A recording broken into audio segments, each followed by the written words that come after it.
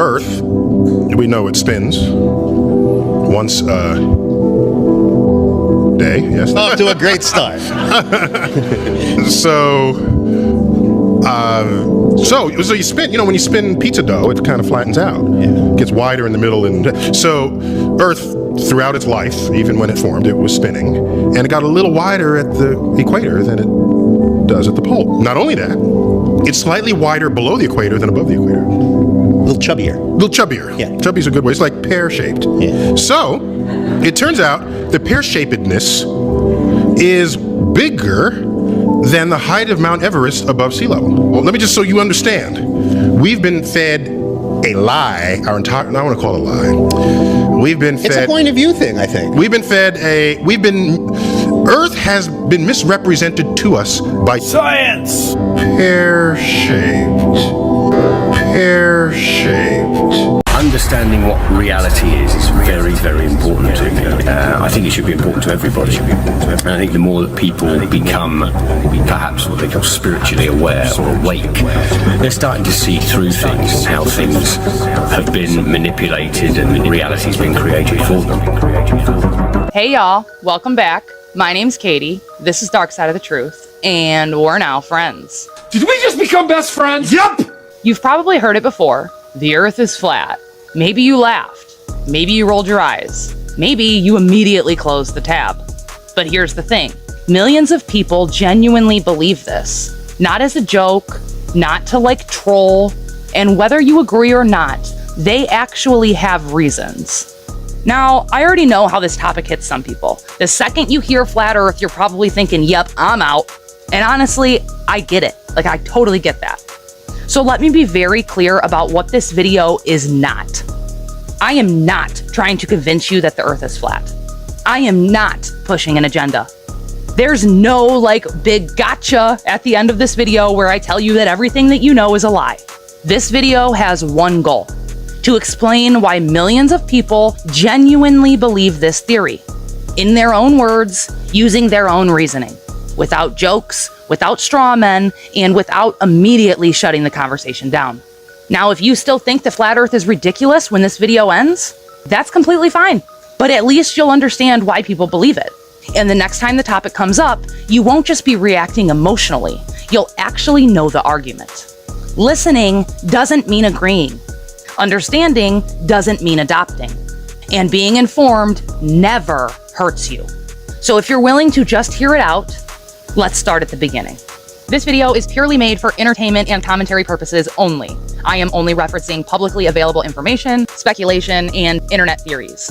We are going to discuss a viral internet theory that everyone knows as the flat Earth theory. I am not by any means stating that this is factual or that the Earth is 100% flat. I don't know.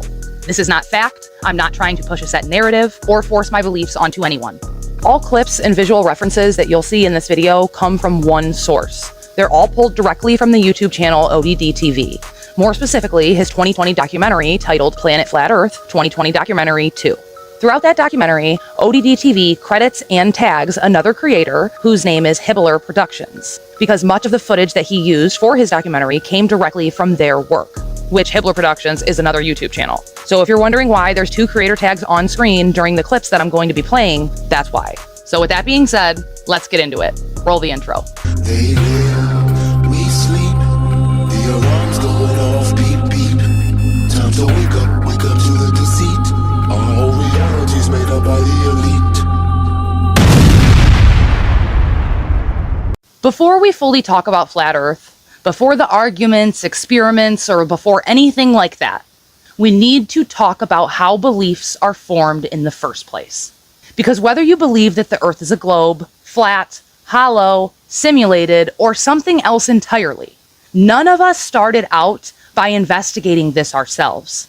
We all started from the same place, believing that the Earth was a globe. We were taught what to believe long before we were ever physically capable of questioning it. When you're a kid, like kindergarten, first grade, you don't question adults. You can't.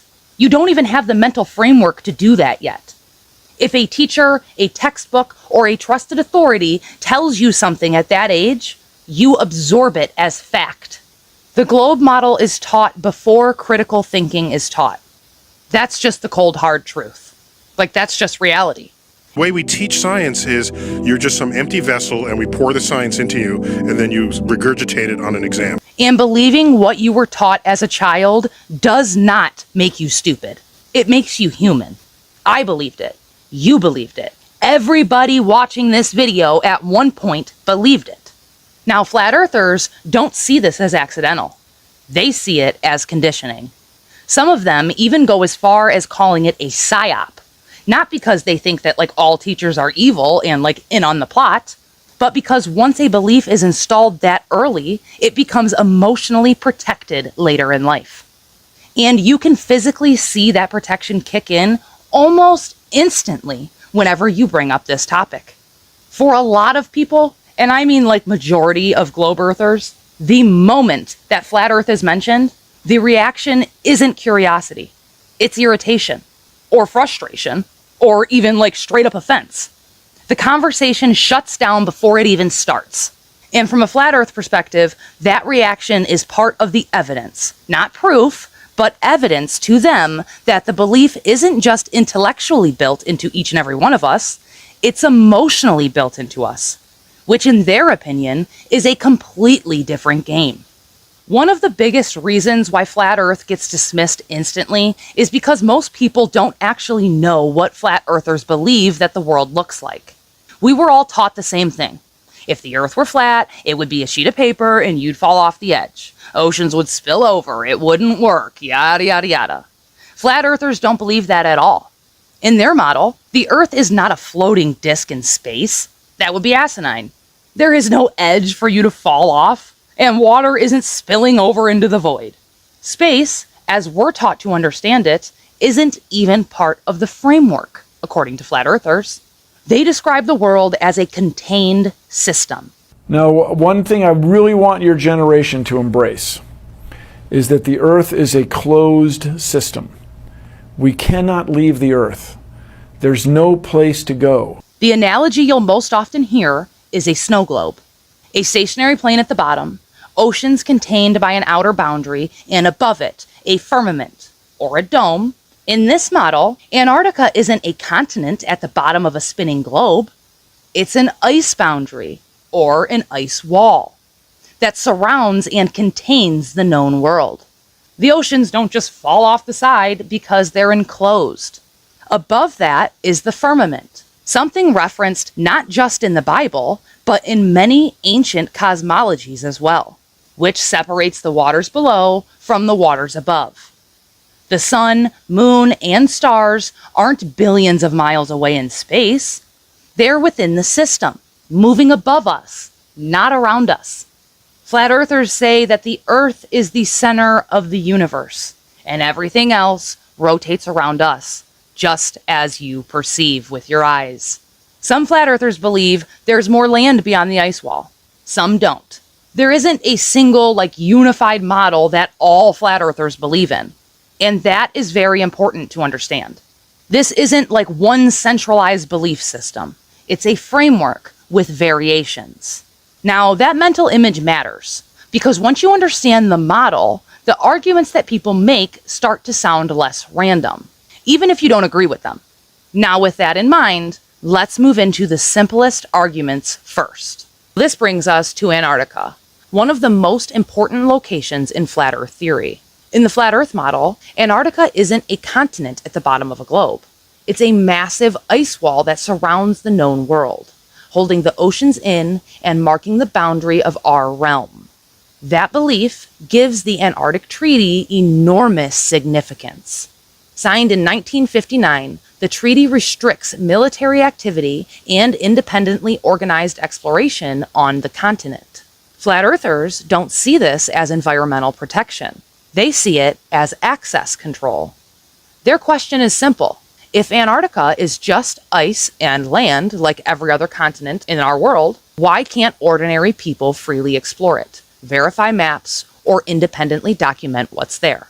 To them, restricted access reinforces the idea that something is being hidden, not just land, but the true layout of our world. Because like I mentioned earlier in the video, some flat earthers believe that there is more land beyond the ice wall, i.e. Antarctica, and some don't. So the two biggest explanations that you'll come across as to why we're not allowed to go to Antarctica and why this Antarctic Treaty was signed in 1959, one being that there's more land beyond the ice wall, so they're hiding the extra land and they don't want us to see that. Or two, Antarctica, the ice wall is like the physical boundary of our whole world, and there is no extra land on the outside. However, if you were to freely explore Antarctica, you would like physically find the side of the firmament, like how Truman did in the Truman Show. And obviously that would raise a lot of questions. So they don't want anybody to find that. Those are the two explanations you'll find, like according to people in the flat earth community, as to why we cannot freely and independently explore Antarctica. They also argue that no one has ever fully circumnavigated Antarctica. Now I'm talking like without military or government involvement. This part of the theory is where curiosity turns into suspicion, especially for people already distrustful of institutions. When I look at the people who signed the Antarctic Treaty, and all the nations that were down there doing whatever they were doing signed a treaty, and I believe it was 1958 or somewhere thereabouts, saying, nope, nobody can stake a claim to Antarctica, and if you're going to go down there, you can only go down there for scientific reasons under carefully restricted guidance, but it's not a free-for-all. Nobody can just, hey, I'm going to go check out Antarctica and do a high jump of my own. No, can't do it. It's the only treaty that's all these countries have signed and never broken and completely agreed on. It's the only one. What treaty is there that everybody's agreed on? We're being kept away from it for a reason. They have some scientific bases there, and literally it's controlled by the military because they don't want you finding out what's beyond. During 3 voyages lasting 3 years and 8 days, Captain Cook and crew sailed a total of 60,000 miles along the Antarctic coastline, never once finding an inlet or path through or beyond the massive glacial wall. So the other question is, well, how come ships don't go off the sea if it's flat? How come ships don't fall off the edge? Well, here's why you don't fall off the edge. There's a 200 to 300 foot high wall that is the border that Scripture says is keeping everything in. Nothing's going past that. Because they don't want you finding out what's beyond.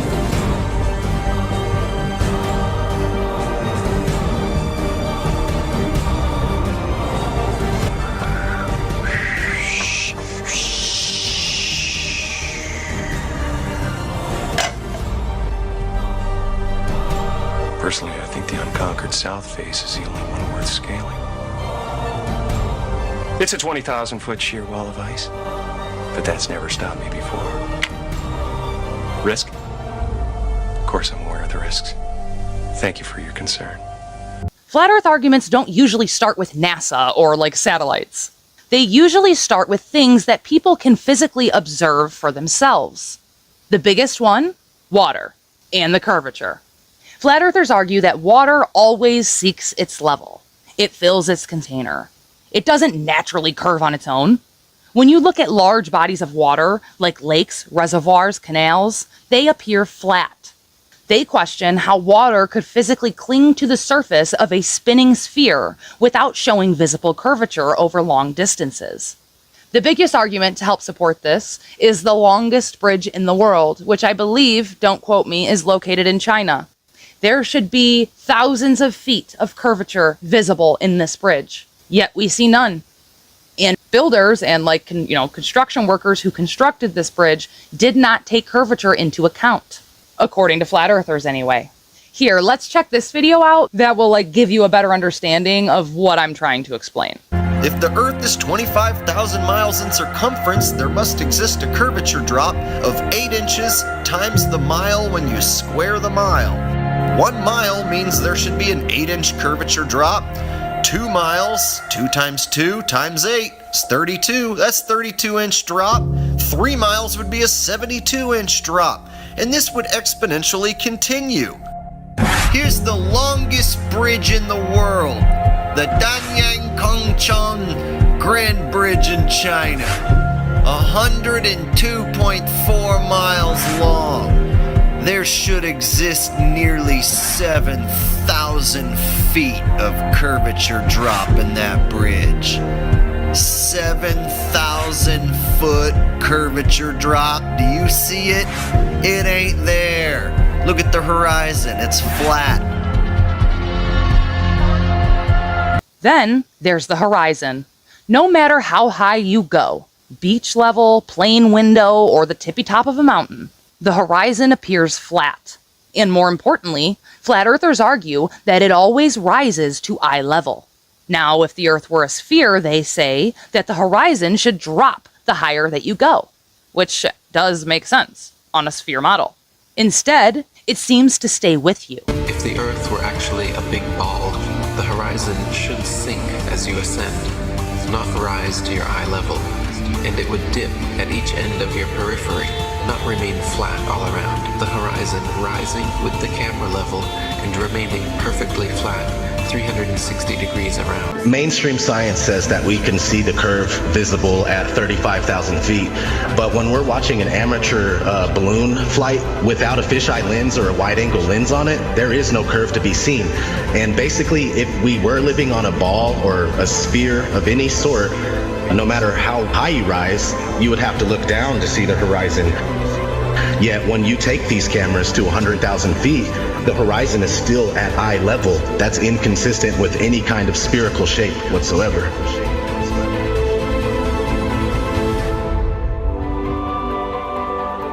Then there's the classic boat argument. We've all seen the famous clip of Bill Nye the Science Guy telling you that ships disappear when you're at the beach. They disappear over the curve of the Earth. We have all been taught that since we were children. However, flat earthers argue that they don't go over anything. They simply go beyond the perception of human vision. When zoom is applied through telescopes or high-powered lenses, objects that supposedly went over the curve often reappear, which would be impossible if there was Earth separating the viewer from the object. According to them, this isn't curvature, it's perspective. Things get smaller as they get further away. Eventually, your eyes can't perceive them anymore. You don't need curvature to explain that. Distance and perception alone can do it. Watch. As ships sail away, they don't disappear all at once. No, first, the bottom will disappear. See, the bottom of the ship is gone. Now we can see midway up, and then the whole thing disappears. Now, ships came back. They didn't fall off the table. So people realized that the world is curved. I mean, it's a big curve, but it's curved. So, the process of testing claims, the world is flat, the world is round, is what we call science. Now, if you have a claim that can't be tested, that's what we call pseudoscience. Extraordinary claims require extraordinary proof. Extraordinary claims require extraordinary proof. Boats don't disappear over the curvature of the horizon. Boats disappear due to perspective. All you have to do is go to the beach, watch a boat disappear from your eye, and then whip out your telescope, your binoculars, or your high-powered zoom on your camera, and you can pull the entire boat right back into view. Whole mass and all. Yeah, that's right. You think the boat disappeared? Just whip out your telescope, your binoculars, or your zoom camera. You bring the entire boat back into view, completely debunking everything Coy just told you. And here's my video proof. Extraordinary claims require extraordinary proof. Imagine that. You can debunk the curvature of the Earth yourself with just a simple zoom on your camera. Bye-bye, little boat. The flat Earth? Well, that didn't stand up to tests. The round Earth did. And you guys, come on. Everybody watches newscasts. You all use mobile phones.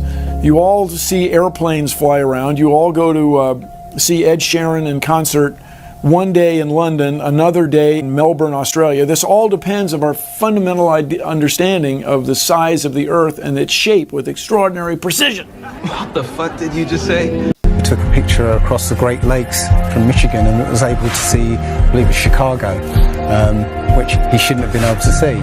And the television station basically said it was a mirage. I found this photo, Grandmere State Park. This is from Joshua Nowicki, and what you're seeing here is a mirage. We typically would not be able to see this from the Lake Michigan shore. We talked about this last night. Conditions are right on the lake that we're actually seeing a mirage. Here's what's happening. This is a good example of a superior mirage. So Joshua was on the Lake Michigan shore. He was looking towards the west, and Chicago's beyond the horizon. Should not be able to see it. However, with the right conditions, we have an inversion. We have cold air near the cold lake water and some relatively warmer air above it. This will bend the image of that skyline back towards the viewer. And so typically we would not be able to see this. This image would be viewable from much, much higher in the sky. They always say it's a mirage, but for a mirage to happen, you have to have very specific atmospheric conditions. It's not a mirage, it's simply that you're looking across a plain. At this stage, flat earthers lean heavily on a single idea. Trust your senses. Not because senses are perfect, but because they believe direct observation should come before abstract models. Just our common sense everyday perception of the Earth, it is flat as far as we can tell. It is motionless as far as we can tell. And everything in the sky is revolving around us as far as we can tell. If nobody told us otherwise, we'd logically assume that the Earth was flat, motionless, with everything in the sky revolving around us. And you can prove that this is the case as well. For instance, with the horizon, as you rise up, no matter how high you go on the top of Mount Everest, or if you go in a balloon higher and higher, we've gotten independent balloons have gone up with cameras. The horizon remains flat all the way around and rises to the eye of the camera all the way up, totally flat, and rises to the eye of the observer. So that's one proof. Now, if the Earth were a ball, no matter how big, the horizon is said to be the curvature of the ball. If you were to go to NASA, it's all fraud, it's all fake. Pretty much everything NASA puts out is fraudulent. There are no images of Earth from space.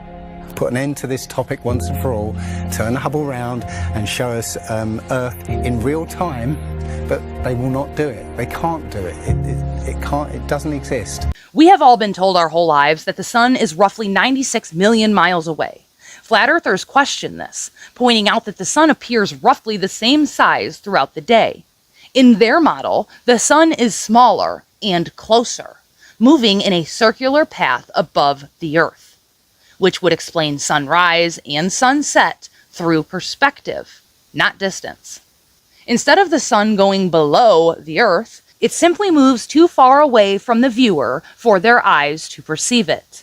They also point to sun rays appearing to diverge, not converge, which they argue wouldn't make sense if the sun were extremely distant. In layman's terms, they say that you can physically track the sun rays and the angle that they are being portrayed at back to a localized, smaller sun. We see perspective. That is, the horizon is at our eye level. And as things recede from us, they tend to converge to the center of that horizon line, to a place that's known as the vanishing point. The sun rotates around us and only appears to rise and set because of the way our vision works.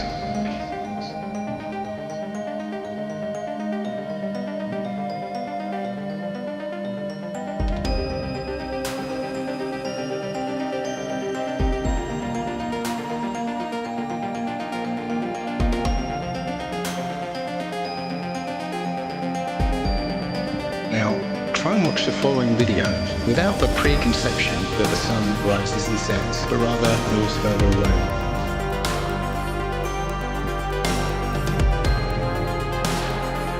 Then there's the moon. Flat earthers don't just question what the moon is, they question how its light behaves. Many of them claim that moonlight feels noticeably different from sunlight. They describe it as cooler, less warming, and in some cases even suggest that it produces a cooling effect rather than heat. To support this, they point to everyday observations, like objects left under direct moonlight feeling cooler than objects that are left in the shadow, or temperature drops that seem to coincide with strong moonlight. From there, They start questioning whether moonlight is simply reflected sunlight at all, or whether it's something fundamentally different. They also point to what they see as inconsistencies during lunar phases and eclipses, like the way that the shadows appear on the moon, how it's illuminated from different angles, or why the moon is sometimes visible during the day alongside with the sun. In their view, these anomalies don't align with the standard explanation that they were taught, and that opens the door to alternative interpretations. The science community is ignoring a lot of the things that we're looking at, and so normal people are going out and doing experiments. And one of the experiments has turned up an amazing fact that we've not been told, and it destroys the whole idea of this heliocentric system, and that is the moon. Now, you can actually measure the temperature of the moonlight next to the temperature of the shade of the moonlight, and you'll find the moonlight is colder than the shade, the opposite from the sun. So the moon is throwing out its own light, and that light is the opposite from the sun. Now, that tells you that it's not reflecting the sun's light. It's producing its own, and its light is different from the sun's. So, you know, the scientific community have not told us this. Because they won't tell us this, because it destroys this idea that the sun is lighting up the moon. A lot of people have these laser thermometers. Now, you can actually measure the temperature of the moonlight next to the temperature of the shade of the moonlight, and you'll find the moonlight is colder than the shade, opposite from the sun. So the moon's throwing out its own light. The scientific community have not told us this. Everyone knows, like, if you're in sunlight, it's colder in the shade, right? So if it's 100 degrees in the sun, it's 90 degrees in shade. You go to the moonlight, like especially in a full moon, especially if it's high in the sky, the moon is its own independent object. It is not reflecting the sun rays. The sun is its own object. Also, you know, about the same size, which is, you know, again, coincidentally, why the moon fits so perfectly in front of the sun during an eclipse. We always thought it was a coincidence that even though it was 400 times farther away, that it was also exactly 400 times less diameter, which is why it fits. And the other weird thing about the moon, which everyone thinks, oh, it's just a coincidence, is that we never see the other side of it. It's constantly perfectly rotating, so we only see one side of the moon. Exactly one side. It's not like we have like a quarter of a degree every 5 years or half a degree here and there. It's always the same side. There are no coincidences when it comes to this system. It was deliberately built, but I think it was deliberately built to be detected. And I think we were naturally supposed to figure this thing out maybe as late as the 1970s, but the government figured it out first, and they have been spending a heck of a lot of money trying to keep it a secret. This line of thinking naturally leads into how flat earthers interpret eclipses, both lunar and solar. In the conventional model, a lunar eclipse happens when the Earth passes between the sun and the moon, casting its shadow onto the moon. Now, a solar eclipse, on the other hand, happens when the moon passes between the sun and the Earth, therefore blocking sunlight. Flat earthers reject this explanation, not because they deny eclipses happen, but because they don't believe the geometry makes sense on a flat, stationary plane. Instead, many flat Earth models propose the existence of a third unseen object, often referred to as a shadow body or the black sun. According to this idea, lunar eclipses aren't caused by Earth's shadow at all, but by this secondary object passing in front of the moon and blocking or dimming its light. They point to the fact that the shadow seen during lunar eclipses is often described as inconsistent, sometimes appearing darker, more diffused, or differently shaped than they would expect from a solid spherical Earth casting it. They also question why lunar eclipses can occur when, from their perspective, the sun and moon appear to be on the same side of the sky. Something they argue shouldn't be possible if the Earth were physically between them. Solar eclipses are explained differently. In flat Earth models, the sun and moon are believed to be relatively small, or like localized objects moving in circular paths above the Earth. A solar eclipse, in this framework, occurs when the moon passes directly in front of the sun from our point of view, temporarily blocking its light. Very much similar to one object passing in front of another in the sky. They also use this model to explain why the moon is sometimes visible during the day. why it appears tilted at different angles, and why eclipses follow narrow, predictable paths rather than affecting the entire Earth at once. From their perspective, these patterns make more sense if celestial objects are moving above a flat plane rather than around a globe. The heliocentric model completely fails when studying lunar eclipses.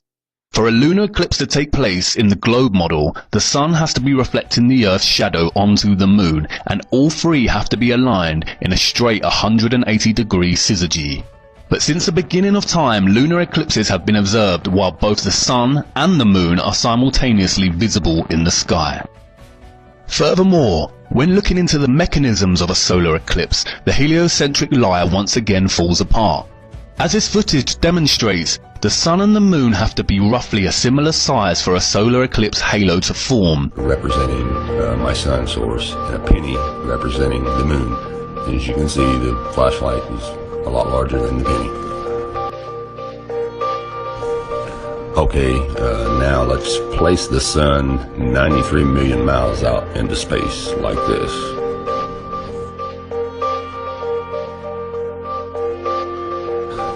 And let's get our penny a lot closer to the camera. Okay, where it's about the same size as the flashlight in perspective. Okay, now that doesn't look right. You can't see the corona, and it just doesn't eclipse. You can still see it light all around.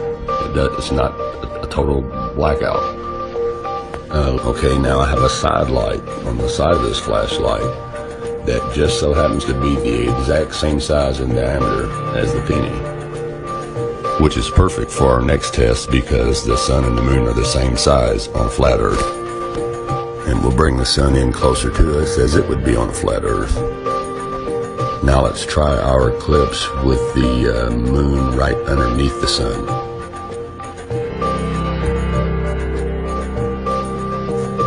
And wow, there's the corona. If the sun was 400 times bigger than the moon, then its light would devour the moon and we would not witness the halo, or corona. How do lunar eclipses work, you ask? Well, certainly not like we are told. We see the shadow of Earth on the moon and it appears to be round, therefore we live on a ball. But whatever is causing the shadow on the moon, we don't even know. It's not the Earth. There's been so many instances of lunar eclipses where the sun and the moon are both above the horizon while the eclipse is taking place. Look it up for yourself. It's called a selenilion. And you can find websites that'll tell you. I'll show you one right here. What makes October 8th lunar eclipse so special?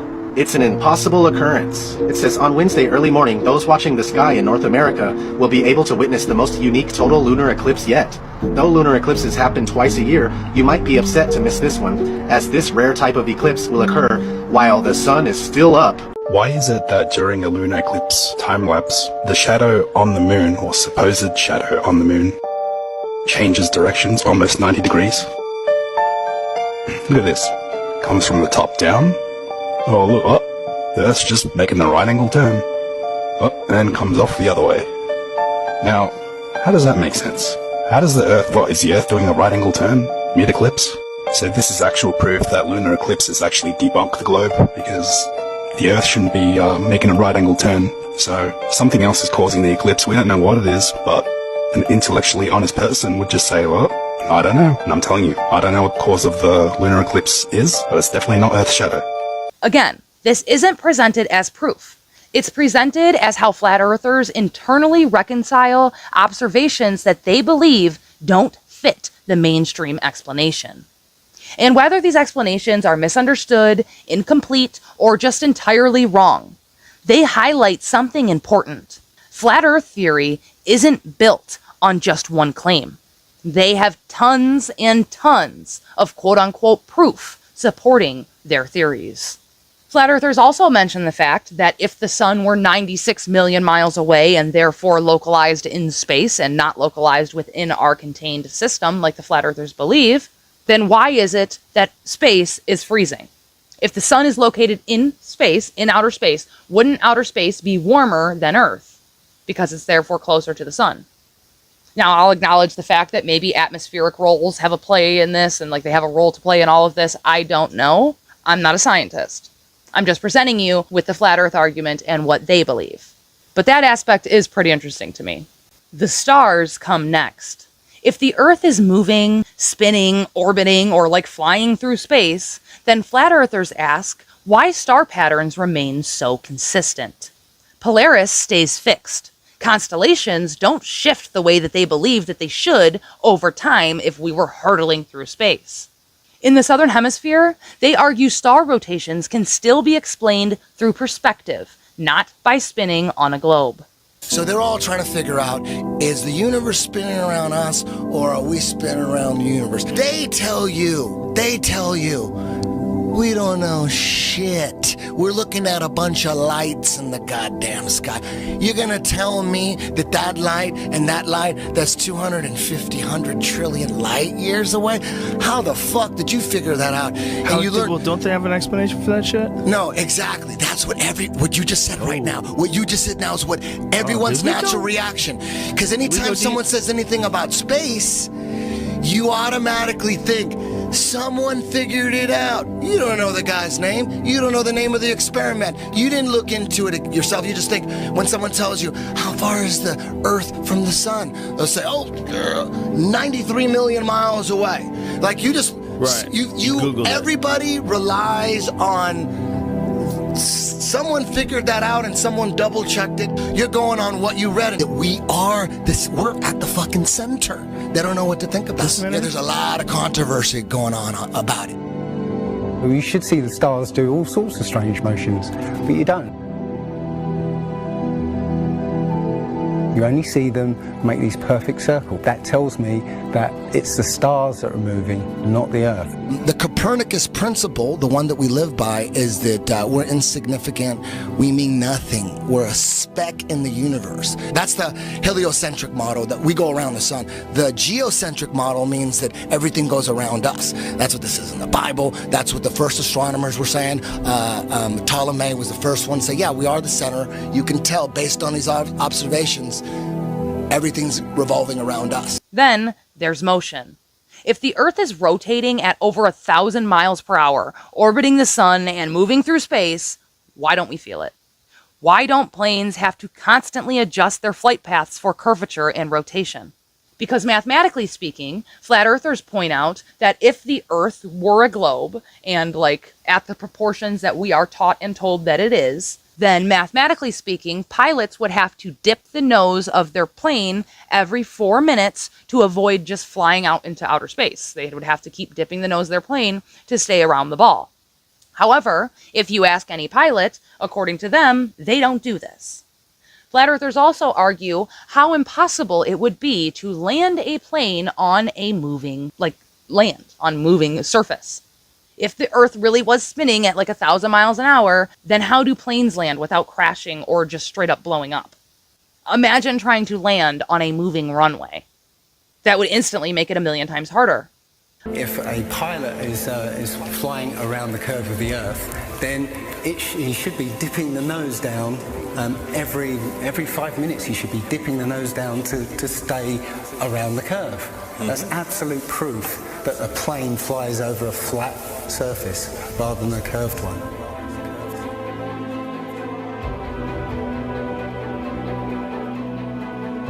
Another point that flat earthers bring up is helicopters.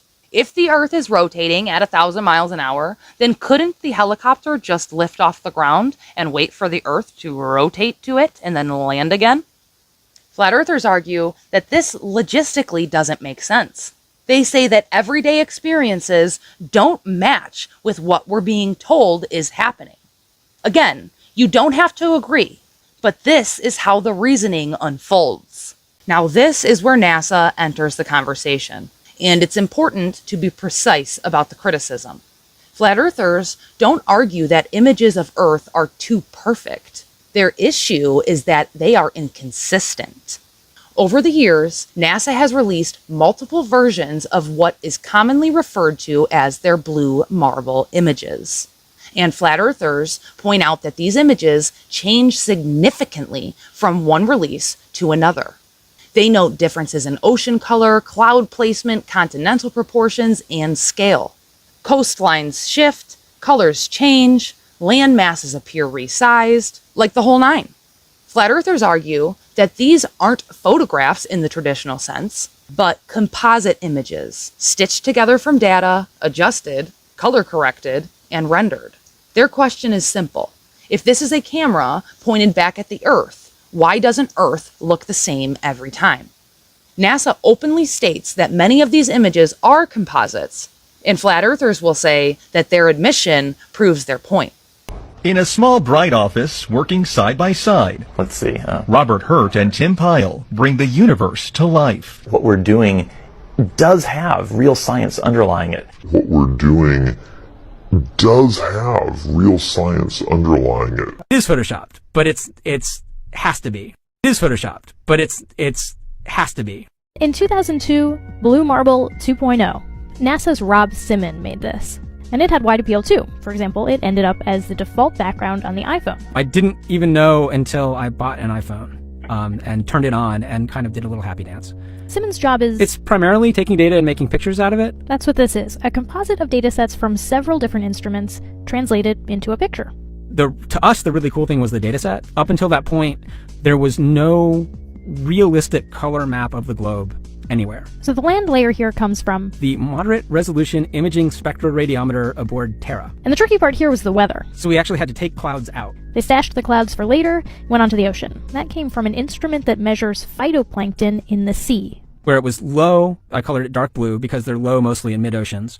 And then where it's a little bit higher, it was like a little bit brighter green. Then add the clouds back in. There's a small problem with it because there's a very slight gap in between each orbit. So some of those are painted on. It is photoshopped, but it's has to be. Then there was another layer to sort of simulate the atmosphere. And then there's this little bright spot. It's called the specular highlight. So it's the reflection of sunlight off of water. Those are the pieces, but you can't just slap them all together. It just didn't look realistic. It looks kind of flat, or the clouds are sort of too see-through. So I just hit command look realistic. It looks kind of flat, or the clouds are sort of too see-through. So I just hit command look realistic. It looks kind of flat, or the clouds are sort of too see-through. So I just hit command Z a lot. There's artistry to creating the world. What I imagine it to be. Unfortunately, I'm not an astronaut. I've never been to space. But I've looked at these images over and over again, trying to sort of get the essence of it. It is photoshopped, but it's has to be. It is photoshopped, but it's has to be. Looking at these images of Earth, including the one they called the Big Blue Marble, which was released in 2002, I think. Zoom into it with Photoshop, you'll see where they've used the clone tool in Photoshop to take a picture of one of the clouds and stamp it in various places around the picture. They got lazy. Dive shot of the inside camera. The horizon is completely flat. Then it goes to the outside, and you got a huge curve. But when you're looking at some of the amateur balloon footage, some of it's lens corrected and it's completely flat. And others, like the GoPro stuff, the horizon will fluctuate as the camera spins and tilts. The horizon will go convex and concave. A lens effect. It's obviously not the horizon shifting every 2 seconds as the camera jumps. And when it's still, you can see all the way up, totally flat.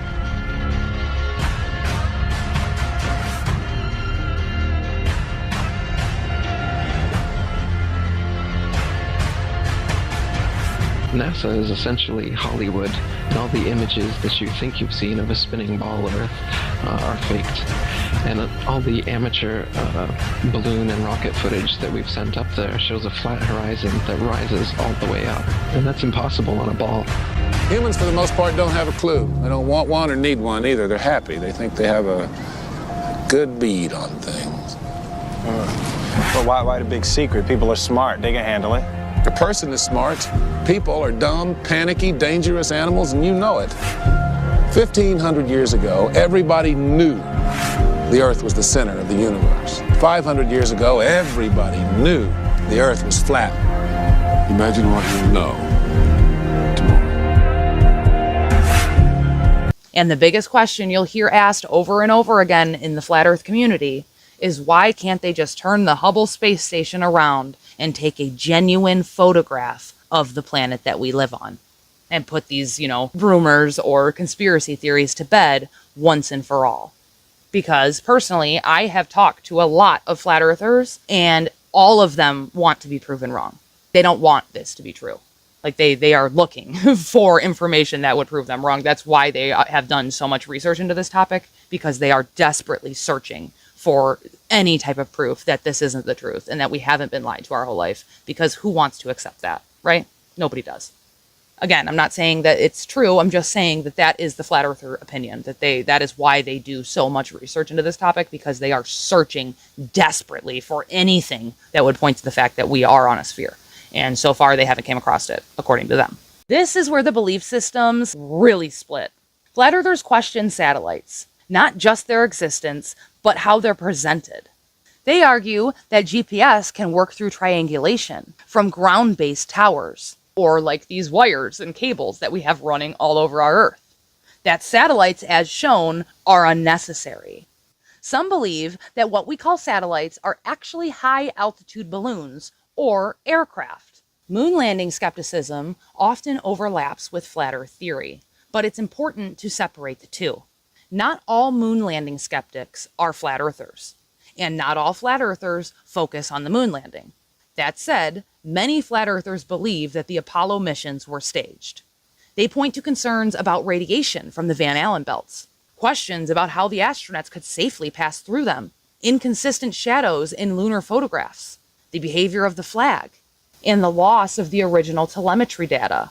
They also ask why, more than half a century later, humans haven't returned to the moon. Not to mention, if space is a vacuum, how do you get your combustion and your engines and like your thrusters to work in the vacuum of space? Fire doesn't burn without oxygen. Like, this is physics 101. Fire needs oxygen to breathe.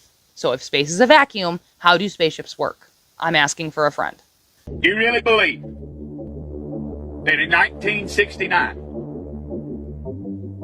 when televisions were still in black and white, and folks were still using rotary fucking phones, and most new cars sold in the United States didn't even have power windows or fucking air conditioning, that we just strapped two cowboys into what was essentially a fucking Coke can with a Chevy small block attached to it, and just launched them motherfuckers out into orbit on nothing more than a hope and a fucking dream, and somehow managed to land that glorified bottle rocket safely on an uncharted lunar surface, where they then got out and played hopscotch for a few hours, and then they got right back inside that motherfucker, and then somehow managed to launch themselves back off the goddamn moon with no infrastructure. And then a few short weeks later, they landed safely back on Earth. You really fucking believe that that happened? Goddamn, you're a gullible son of a bitch. A film camera did a live broadcast using radio waves on the moon in 1969. The first time they tried it in a vacuum, -200 centigrade, standing on the brightest light bulb in the world. Oh, it sounds like someone ate another pot, brother. No, it sounds like someone's in a religion and they don't want to admit it, and that's fine. We didn't walk on the moon? I don't think we did. I think it was fake. I've seen a few videos on Buzz Aldrin talking about how it didn't happen. He says it all the time now in interviews. There's no gravity on the moon. Why is the flag blowing? The shoes that they have in the museum that they wore on the moon is a different print in the photos. Why are there no stars? A million interviews with both Buzz Aldrin and the other one. Do it. This girl says, what was the scariest moment? And he goes, there was no scary moment because it didn't happen. It could have been scary, but it wasn't because it didn't happen. So he's gotten old and now he like slurs on his thing. Yeah. Dude. Yeah. So I think it didn't happen. I'm going to go on a massive deep dive is what's going to happen. Okay. I'm going to go on a serious deep dive. I center conspiracies all the time. Why has nobody been to the moon in such a long time? That's not an 8-year-old's question. That's my question. I want to know, but I think I know. Because we didn't go there, and that's the way it happened. And if it didn't happen, it's nice to know why it didn't happen. What was the scariest moment of the journey? It didn't happen. It could have been scary. Circuit breaker. Then there's been this clip that's been circulating lately that flat earthers have had a heyday with. It's a NASA employee. I don't know, maybe he's an astronaut. I don't want to put my foot in my mouth, so I'm going to stick with NASA employee. And he's doing a press conference where he's talking about how cool it is that they are about to go to the moon or like go into high Earth orbit. And it's like the first time in human history that humans have ever left low Earth orbit. Excuse me, sir, I thought you went there in the 60s. Like 13 times or something. I don't know how many Apollo mission things there were, but I'm pretty sure there was like Apollo 13 at least. Might land wrong, but I'm going to try anyway. This is the first time we're going to send humans to the moon, and we're going to have humans in low Earth orbit. That is awesome. Like, we should, as humanity, we should take a brief moment to go, that's awesome. This is the first time we're going to send humans to the moon, and we're going to have humans in low Earth orbit. So he's like, this is so cool. That is just awesome. It's the first time humans are going to be leaving low Earth orbit, and that is something to be excited about. Okay, sir. Thought we did that in the 60s, but maybe I'm tripping. Now, these questions don't prove anything on their own, but within flat Earth communities, they reinforce the belief that space exploration itself is part of a constructed narrative. One of the biggest turning points is gravity. Flat Earthers don't deny that objects fall. What they reject is the idea of gravity as like an invisible force pulling everything toward the center of a spinning sphere. They doubt the fact that gravity is required to explain any of that. And they all point out that it is still, in 2025, the theory of gravity. It has never been proven. Yet everyone around the world takes it as like a fact. Instead, they point to density and buoyancy being the only methods that you need to explain why objects fall. In simple terms, denser objects sink, lighter objects rise, and everything behaves according to the medium that it's in, whether that's water or air. In water, this idea feels intuitive. A rock sinks, wood floats, oil rises. No one explains it by saying that gravity selectively targets objects, its density and buoyancy relative to the surrounding medium. Flat Earthers argue that air works the same way. Objects that are heavier than air move downward. Objects that are lighter than air rise. And everything settles where density allows. From their perspective, once density and buoyancy explain motion, gravity becomes unnecessary. And once gravity becomes unnecessary, the need for a massive spinning sphere disappears with it. Mainstream physics strongly disagrees with this, but flat earthers see gravity as a complicated explanation layered on top of something simpler, and complexity, in their view, is often used to shut down questioning. The more confusing that they can make a topic, then the less people question it, i.e. space. What is gravity? I have no idea. Okay, next question. Wow. No, here's the difference. We can describe gravity. Okay. We can say what it does to other things. We can measure it, predict with it. But when you start asking, what it is, I don't know. Einstein, in an Einsteinian answer, we would say gravity is the curvature of space and time. And objects will follow the curvature of space-time, and we interpret that as a force of gravity. That's probably the best answer I can give to a what is gravity question, or why is there gravity. That's the best I can do there. I think that's a good start. So they teach us about gravity when we're young kids, because when you're a young kid, you kind of believe everything that you hear. They tell us that gravity was discovered by a guy named Isaac Newton. And by the time he was 23, he had discovered gravity, invented calculus, and trigonometry. Well, I'm telling you right now, none of that happened. Gravity's just a theory and an excuse, really. It's real simple. If there's a force strong enough to hold oceans to the planet, there's a force. We should all be stuck to the ground. You know, the force can hold buildings, skyscrapers, tanks, ships to it, but it can't hold a helium balloon. Helium balloon just flies away, smoke just flies. Everything should be stuck to the ground like a magnet. If there's a force holding oceans to it, it doesn't make any sense. Once you look at gravity and you try to prove that it's real, you'll discover there's no proof of it, and that there is only proof of density, buoyancy, and electrostatics. Electrostatics is a proven thing. We all know that a positive and a negative will attract towards each other. So the Earth has a neutral or negative charge.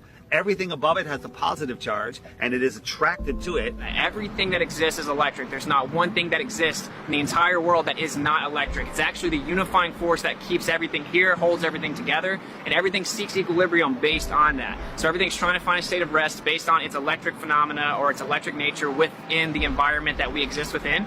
And then when you start to look further into it, you find out that on the smallest scale, electrostatics is significantly stronger than gravity is even claimed to be. Magnitudes greater, 10 to the 36 power to be specific. So everything, simply put, everything that exists is electric. Everything that is falling to the ground or not falling to the ground is seeking equilibrium based on electrostatics. We can actually test this. We can use something called a corona motor, and whenever we manipulate electrostatics, we can make things levitate. We can make things go up or down, and we can actually change how fast they go down. We can also manipulate the weight of an object simply by manipulating electrostatics. And of course, that's how science actually works, is you do an experiment that shows you what the cause of the effect is, and you can manipulate electrostatics and cause the effect of downward acceleration, commonly referred to as gravity. Of course, I've never seen a test that manipulates space-time, and you will never see that. It doesn't exist. Everyone thinks that the reason things fall is because of gravity, but actually everything that exists is electrostatic. So whenever things go to the ground, they're seeking equilibrium, so they go find their balance on the ground where their charge disperses or spreads out in through the ground. So we have positive charge in the air, we have negative charge on the surface of the earth or on the ground, which is why it's called grounding, and then we introduced positive charge and then it went back down to the ground to seek equilibrium. This shows that that's actually what objects do when they fall to the ground. They go to the ground because of the electric forces and they seek equilibrium on the earth. We knew about it as in the 1950s, even earlier, and it's all been hidden because if humans were allowed free energy, free movement, and able to explore, we would find out what this place is. We'd find out our position in this world. And that's the number one thing. Why are they hiding flat Earth? Why? What's the motive? And the motive is to keep us dumbed down, not knowing who we are, not knowing where we are, not knowing the true power that we have, and not having true freedom. At some point, flat Earth arguments stop being about individual observations and start becoming more about the model itself. There's a place in Bolivia called Salar de Uyuni, which is a salt flat. It's literally 100 miles wide one way and 80 miles across, and it's perfectly flat. And when it rains, literally you get an inch of water, and it looks like a perfect mirror. Now, how does that happen on a sphere? Yeah, it shows you that, you know, if you're one end of this salt flat, you can see perfectly clearly the other end 100 miles away. So it's just showing you that, you know, the Earth is flat, and without the effect of the waves in the sea, you'll be able to see a whole lot further.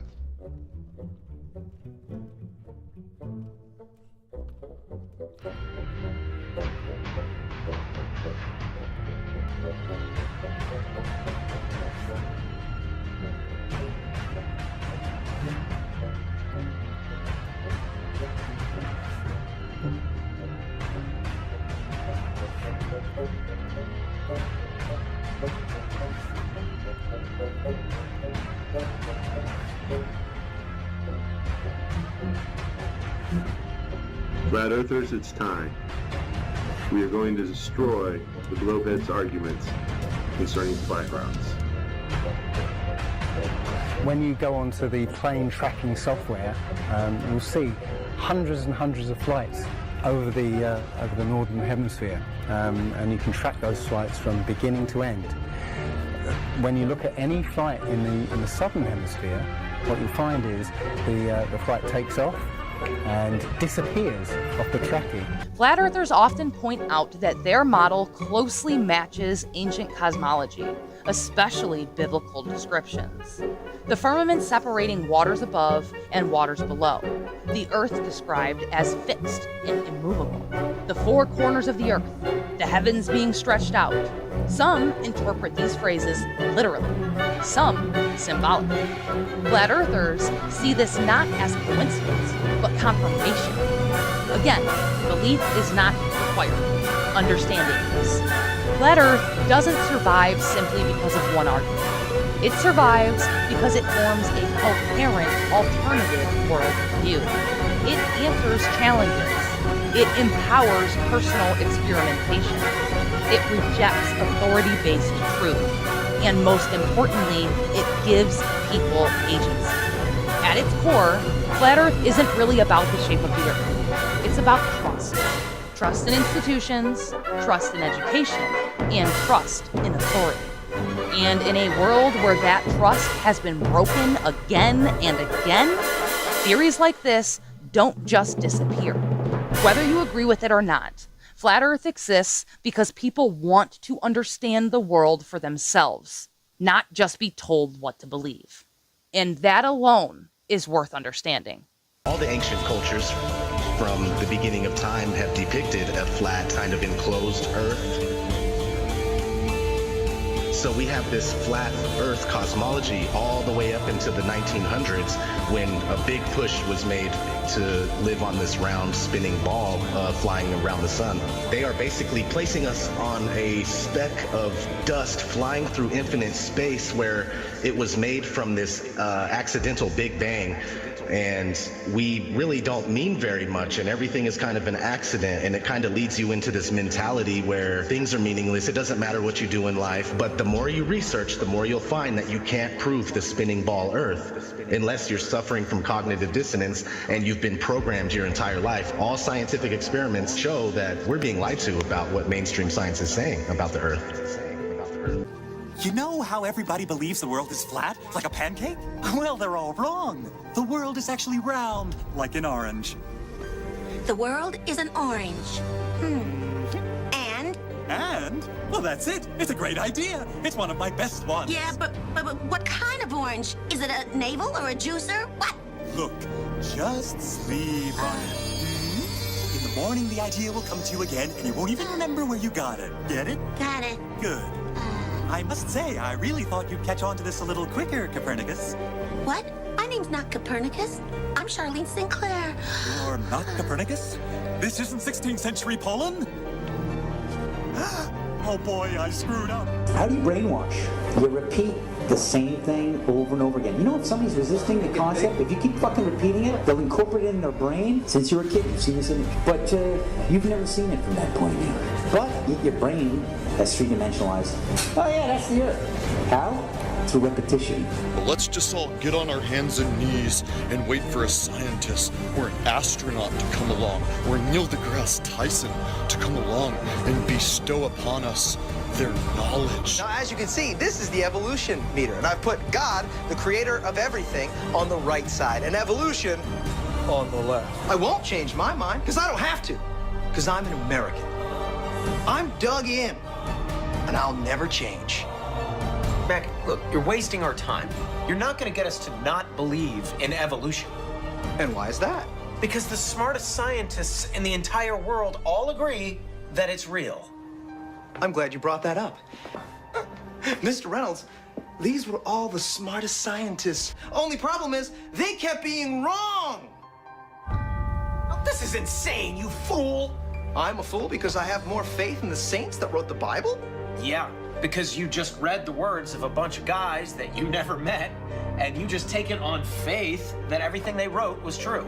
And what makes you think what your scientists are writing is any more truer than my saints? Because there are volumes of proven data, numbers, figures. Have you poured through the data yourself? The numbers, the figures?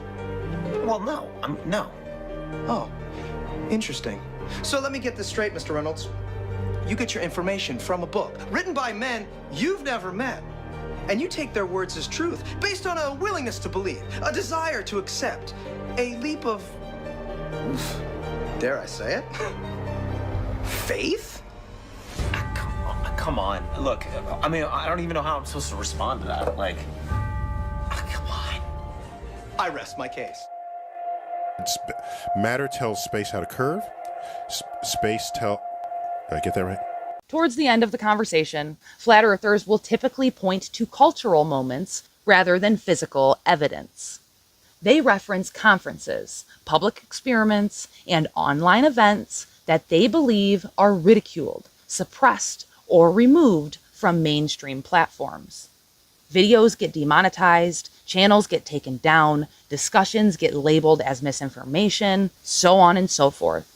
To flat earthers, this isn't accidental.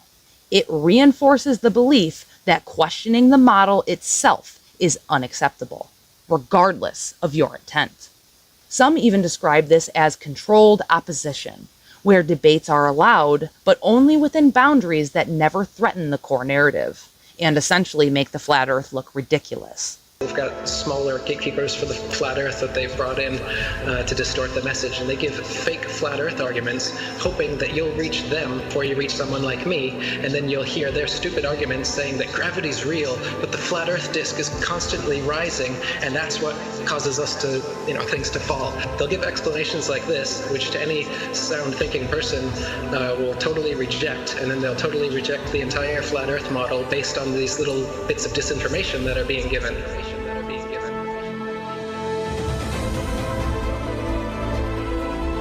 200 proofs Earth is not a spinning ball, and that's just 200.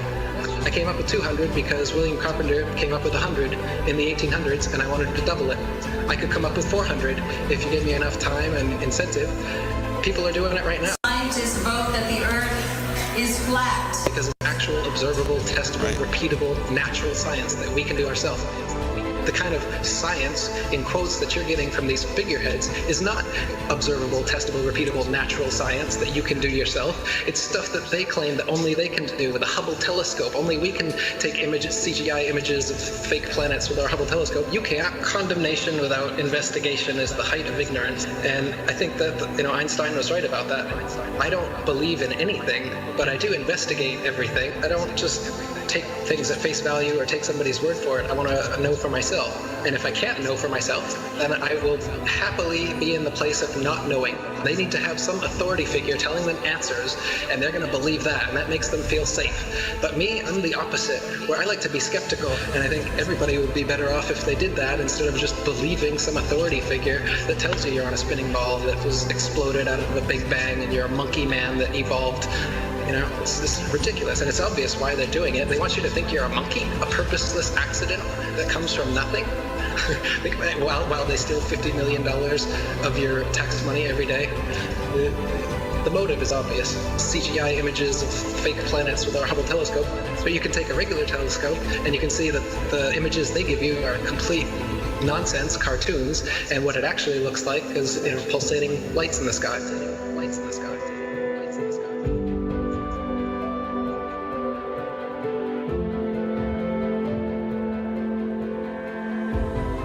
This leads us to the question most people ask next. Why would anyone lie about the shape of the Earth?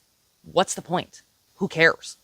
Well, flat earthers don't all agree on one answer, but most explanations fall into a few reoccurring themes.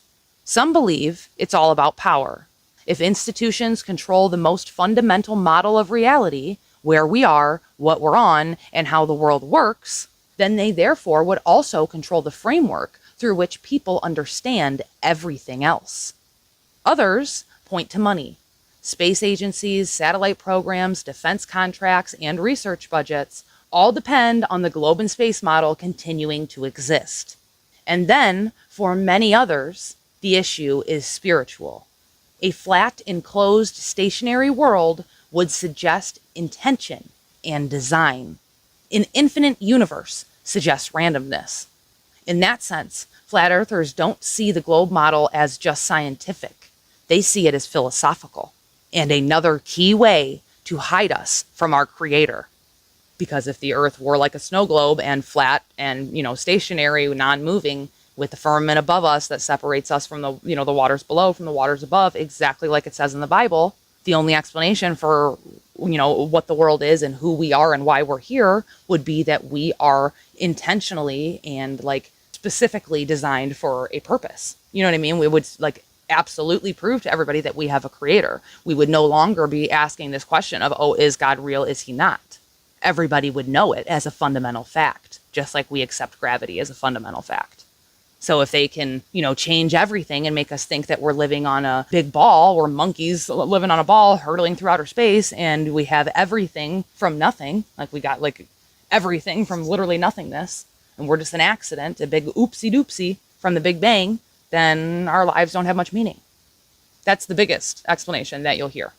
Again, these are not presented as proven motives. They're presented as reasons that flat earthers believe a deception, if it existed, would matter. Why have they done this? What's the point of this grand deception? I think Eric Dubay explains it best. People are always asking, why do they do this? Other than the obvious profit margin motive, NASA being the biggest black budget black hole in existence, sucking in over $30 billion taxpayer money for the fake moon landings alone. Nowadays, hundreds of billions of dollars, and not just NASA, but RASA and all the other fake space organizations around the world, giving CGI images for hundreds of billions of dollars. You want to put something in context. If you want to do something with $3.5 trillion, you can do whatever you want. Whatever you judge to be important to the profile of the nation that you are trying to just build and to sustain. So by surreptitiously indoctrinating us into their scientific materialist sun worship, not only do we lose faith in anything beyond the material, we gain absolute faith in materiality, superficiality, status, selfishness, hedonism, and consumerism. If there's no God and everyone's just an accident, then all that really matters is me, me, me. So they've turned Madonna, the mother of God, into the material girl living in a material world. It's all about making us feel nothing, so that we can be used. If everybody realized how special we all are, how unique every single life is, then this whole world would change overnight. We wouldn't allow ourselves to be used by this cabal. Here's the picture of the Earth from space. There it is. Since you were a kid, you've seen this image. But you've never seen it from that point of view. You've never seen that with your eyes from that scale of a model, that point of view, from outside of the planet's surface. Well, here's the first image that sold the whole thing. 1482. This is when they came up with this idea. We are on that thing. It's a ball. Hey, we should go to the North and the South Pole. We didn't do it yet. It's a fucking ball. Hey, nobody's even jumped up high enough to see if it is a ball. You can't do that. We don't have planes yet. It's a ball. You know what? We adopted this whole model 400 or 500 years before the airplane. 400 years before the airplane, pretty much. It was beginning of the 1900s.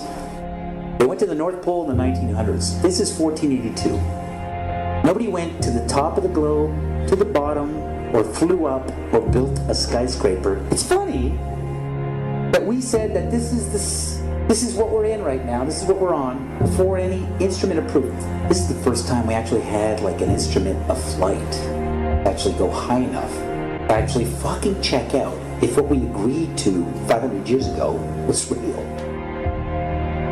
So if they were wrong after 500 years, the question is, would they tell you?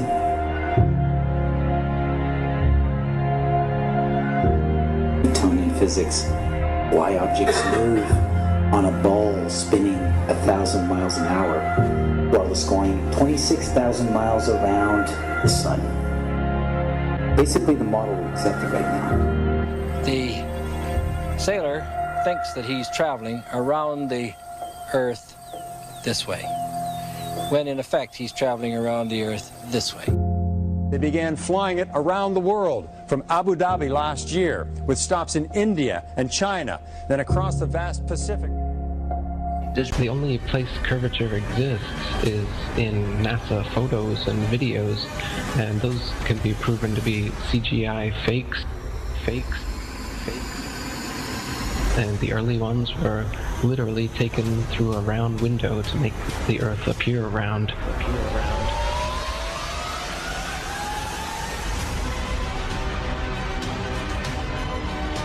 Literally taken through a round window to make the Earth appear round. This is a shot from 130,000 miles out. I guess it's from approaching. It's from approaching the moon, looking back at the Earth. If that's the Earth, is that like another spacecraft? No. That I have no idea what that is. It's some aberration on the film of some sort. Oh, those are shadows, I think. Or reflections, probably reflections that are just reflecting. Run that back again so we get another shot of it. Okay, turn off the camera. Your interview is done. I've given you all the time I'm going to give you. Okie dokie. Good to meet you. I don't say it's a pleasure. Understand. Please get your ass out of my house. Okay. And you came here under false pretenses, and I think you're an asshole. Lying about going to the moon is a satanic lie of gigantic proportions. I don't hit people, but you're going to be on the deck unless you get... I'm heading out. I appreciate it. And get the hell out of my house. You'll get a gun and shoot them at them before they get out of the office? We have a video camera running if you want to do it. Right. That would be great footage for us. See you later. In court, I hope. You want to call the CIA? Have them whacked? Where you put a transparency over the window and move the camera of the Earth and move the camera back away from the window. Turn off the lights in the spacecraft and appeared to be halfway to the moon when in fact they were in Earth orbit. Huh, really? Yeah, and they said it was the same way that you did it on Apollo 10. So we wanted to give you the opportunity to put your left hand on the Bible, to raise your right hand, to swear to God. Stick it in your ear. If you walked on the moon, we're giving the opportunity to swear to God that you walked on the moon. I'm going to give you the opportunity to get the hell knocked out of you if you don't leave me alone. We found a very unique reel of footage that we have queued up to show you. Yeah. And it's from the mission. And to our knowledge, no one has ever seen it before. And it's 30 years old. And you want me to see this while you have me on camera? Well, and to tell us what it is. That's correct. And you'll see this tape proves that. Okay, well, I'm not interested in satisfying your suppositions when there's all this evidence that we did. This proves, as you see, that you were using the window to demonstrate that you were halfway to the moon when you were Turn the camera off, please. Turn the camera off. Well, you're talking to the wrong guy. Why don't you talk to the administrator at NASA? We're passengers. We're guys going on a flight. You're a coward and a liar and a thief. Now, if you made it this far, I genuinely appreciate you for keeping an open mind, like regardless of what you believe about the shape of the Earth. And that's really the point of this video. Not to convince you that the Earth is flat, not to tell you that you've been lied to, and not to say that flat earthers are right. The point was to show you why this theory refuses to die. Why millions of people across the world, from different backgrounds, religions, and professions, find these arguments compelling enough to question what they were taught. Maybe you still think that flat Earth is ridiculous, and that's fine. But now, at the very least, you understand the logic behind it. You understand the questions being asked. And you understand that this isn't just random nonsense meant to troll you. It's a worldview built from skepticism, distrust of authority, and a belief that we should be allowed to question even our most basic assumptions. Because the real divide was never about the shape of the Earth. And I think that is the main point that all flat earthers wish that they could get across. It's about who gets to decide which questions are allowed to be asked and which ones are dismissed before they're ever even heard. And once questioning itself becomes taboo, well, that's a slippery slope to when truth stops being the priority. And that is not something that I want to be a part of at all. Not saying that flat Earth is the truth, not saying that, globe Earth is the truth, but I don't want questioning to become taboo. Like, no, thank you. We should always question everything. Question until your frickin' heart desires, okay? Like, we need to take note from 3-year-olds when they're in that Y phase and just question the hell out of everything. So yes, I felt this was very important to not only discuss, but fully present in like a neutral, respectful manner where I'm not trying to push any set narrative on you. I just wanted some type of video for even the globe earthers to just understand this theory. Because if they always feel attacked whenever this flat earth theory is presented, they will never just like listen and just like try to understand. And that's what I want. I want you to listen and just try to understand. Whether you believe it or not, that is 100% up to you. Now, normally I know I present both sides of an argument in a video. However, I didn't think that was necessary for this one because we all know the globe argument. We've all been taught the globe argument since we were like 6, okay? However, unless you are a flat earther, you probably have never heard the whole flat earth argument. Because normally, like the majority of people don't even give it the time of day. So I really, really hope that you gave this the time of day and you made it to now. And if you did, I appreciate the hell out of you. Thank you so much. I love you. We're now best friends. Regardless if you think it's flat or a globe, I don't care. I appreciate the realness in you and the fact that you are open to like, you know, other opinions and an open, honest discussion. You're the MVP. The best way to brainwash the whole world, to lie to the whole world about what the world is. In reality, we're not a cosmic accidental sneeze, nothingness turned everything. This is quite obviously intelligently designed, this thing we're experiencing here, this life, this universe. I can't believe anyone in their right mind can look me in the eyes with a straight face and say, no man, it's all random. Be open-minded about this. This is very, very controversial and difficult to get your head round. You're just taking an authority's word for it, and all we're saying is be skeptical. Sure. And while you're being skeptical, there's a bunch of evidence that's totally against the mainstream version. And while you're being skeptical and looking at that evidence, you start compiling more and more of the evidence until you become like me, you know the truth. I don't believe the earth is flat and motionless. I know it is. There was a lot of things that I thought I knew that now suddenly turned out to be completely different. They can't just impose stuff on us. They have to tell us about it and wait for our consent. And silence is considered consent.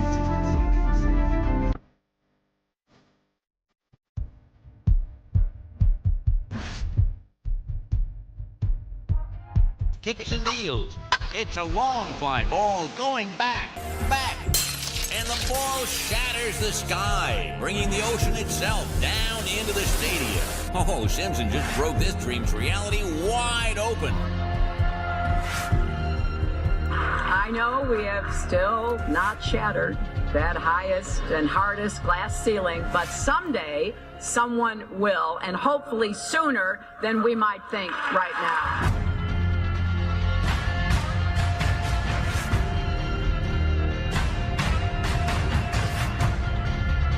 There's no place to go. Although we weren't able to shatter that highest, hardest glass ceiling this time, thanks to you, it's got about 18 million cracks in it. And it may be hard to see tonight, but we are all standing under a glass ceiling right now. People figured out that we were an enclosed system. The more advanced we got, it would be the biggest thought on our minds. That's all we care about. You could make a wildlife preserve 1,000 miles square. All people, all human beings would do is just be knocking on the fence constantly, going, why is this fence here? Who built the fence? Why are we in here? And so on and so on. Why do you think that Truman has never come close to discovering the true nature of his world until now? We accept the reality of the world with which we're presented. Earth, Earth, Earth, Earth, Earth, Earth, yep, Earth, Earth, yep. Oh. Earth. If you start here, and you go around long enough in the same direction, you wind up in the place you started from. Yes, Thomas? Why don't we fall off when we walk underneath, Miss Sarah? Because of a force called gravity. What does gravity look like? Gravity is something we can't see, but we know it's a great invisible force that keeps us all here on Earth. It's It's a natural force that keeps us all from flying off into space. We were always told that the world is flat. You are told right. Don't listen to her. I've been patient with you, Sarah. Lord knows I've been patient. But now your words have revealed you. The law of gravity was discovered by Sir Isaac Newton in 1687. That's almost 200 years ago, Uncle Evan. But there is only one law.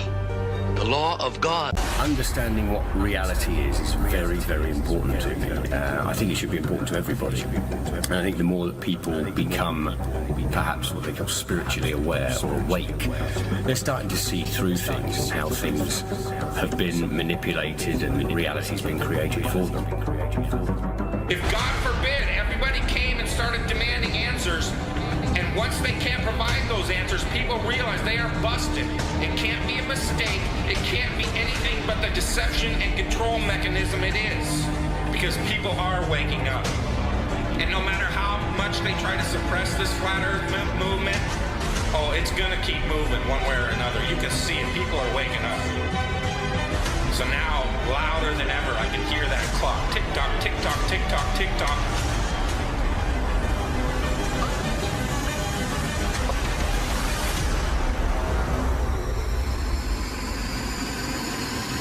I start from the supposition that the world is topsy-turvy, that things are all wrong, that the wrong people are in jail and the wrong people are out of jail, that the wrong people are in power, that the wealth is distributed in this country and the world in such a way as not simply to require small reform, but to require a drastic reallocation of wealth. All we have to do is think about the state of the world today and realize that things are all upside down. Now, if you don't think, if you just listen to TV and read scholarly things, you actually begin to think that things are not so bad, or that just little things are wrong. But you have to get a little detached and then come back and look at the world, and you are horrified. Now, as soon as you say the topic is civil disobedience, you're saying our problem is civil disobedience. That is not our problem. Our problem is civil obedience.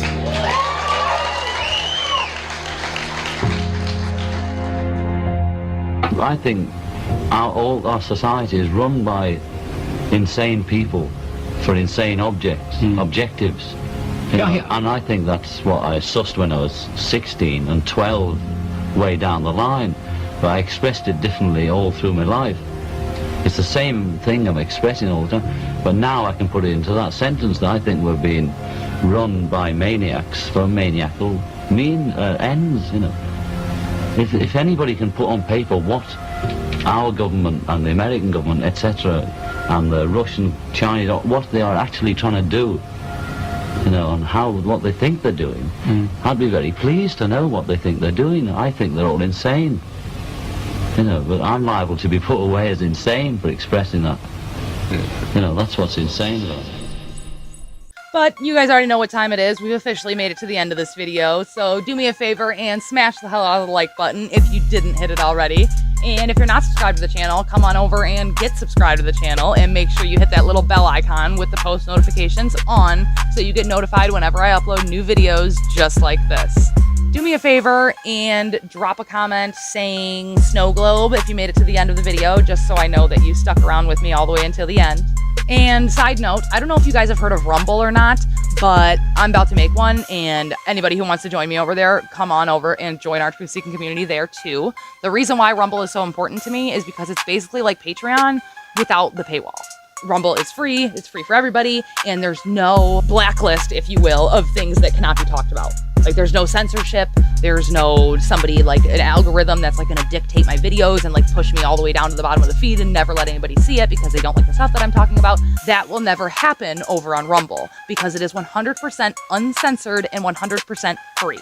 So, today, as of December 20th, I am going to sit down and create our community a Rumble page over on Rumble. And anybody who would like to join me, I would love to have you over there. Just because like we're less censored, and that's like a major way that you can have your voice be heard. The platforms that we choose to use matters a lot. And if we all continue to just use these platforms where they're censoring the crap out of us, then they'll continue to censor us because they're getting the message that censoring is fine and these Americans don't care. They'll keep using our platforms even if we censor them. So if we all make the switch to Rumble, then that's like our voices being heard. That's like us telling them, no more censorship, dog. We ain't cool with it. Now, I'm not saying I'm going to stop posting to YouTube or like TikTok or Instagram or Facebook. I'm not. I'm going to continue to post to everything, but I'm also going to post to Rumble. Just wanted to let you guys know. Anyways, I'm going to hop on out of here. I hope that you guys now understand the flat earth theory and like why so many people believe it. Whether you believe it or not, that's not the point of this video. I would never try to change anybody's mind. I just wanted to present the flat earth theory in like an open, neutral manner so that like if there are any flat earthers out there who have globe earthers as your family, which I do, I have many people in my family who still believe the earth is a globe and they think I'm crazy. I wanted to present like a neutral, respectful, like quote unquote documentary, if you will. I'm just trying to document the flat earth theory in a neutral way without pushing an agenda, without upsetting people, without triggering anybody, without like getting these emotions flaring because it seems like this is such a hot button, like high trigger topic that it seems like anybody who strongly believes in the globe, it feels like you're personally insulting their intelligence or something whenever you bring this up and they like personally get offended. And I wanted to nip that in the bud. And I don't know if this is the best way to do it, but like this was the best way I could think to do it. So hopefully this helped. My goal was that you could sit down as a flat earther and show this video, you know, watch it with your globe earth family members. And maybe this would be, you know, opening the door to like start that conversation. That was my goal. I don't know if I achieved it or not, but hopefully I did. Anywho, I'm going to stop rambling. I hope you guys join me over on Rumble. Oh, and side note, I have a Patreon that is $5 a month. I had to put it behind a paywall just for like our most sensitive content and stuff that I can't cover here. However, I am going to start uploading to Patreon early. So if you want to subscribe to our Patreon, it's only $5 a month and you will have early access to our videos. I'm going to post to Patreon maybe like 24 or 48 hours before I post to YouTube. So Patreon members will have early access to my videos and everybody else, you'll get it a day or two later, you know, per usual on YouTube. So not like you're missing out on anything. You're just going to be a little delayed on YouTube, but that's all. It'll still be once a week. Just Patreon will get it a couple days earlier.